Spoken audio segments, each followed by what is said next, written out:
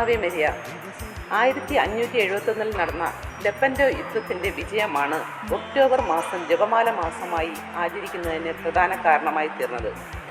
1571 October 7-ന് ലെപ്പൻഡോയിൽ വെച്ച് European സൈന്യവും Ottoman തുർക്കികളും തമ്മിൽ നടന്ന നാവിക യുദ്ധത്തിൽ യൂറോപ്യൻ സേന വിജയം വരിക്കുകയുണ്ടായി.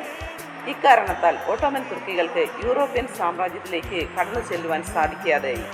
ഈ വൻ യുദ്ധത്തിന് മുന്നോടിയായി അന്നത്തെ മാർപ്പാപ്പയായിരുന്ന പിയൂസ് 5-ാമൻ പാപ്പ വിശ്വാസികളോട് ജപമാല ചൊല്ലി പ്രാർത്ഥിക്കുവാനായി ആവശ്യപ്പെടുകയുണ്ടായി. ഇതിൻ്റെ ഫലമായാണ് വിജയം കൈവരിച്ചതെന്ന് വിശ്വസിക്കപ്പെടുന്നു. ആയതിനാൽ ഈ ഒക്ടോബർ 7-ാം തീയതി ജപമാല രാജ്ഞിയുടെ തിരുനാളായി ആഘോഷിക്കുവാനായി പാപ്പ പ്രഖ്യാപനം നടത്തി.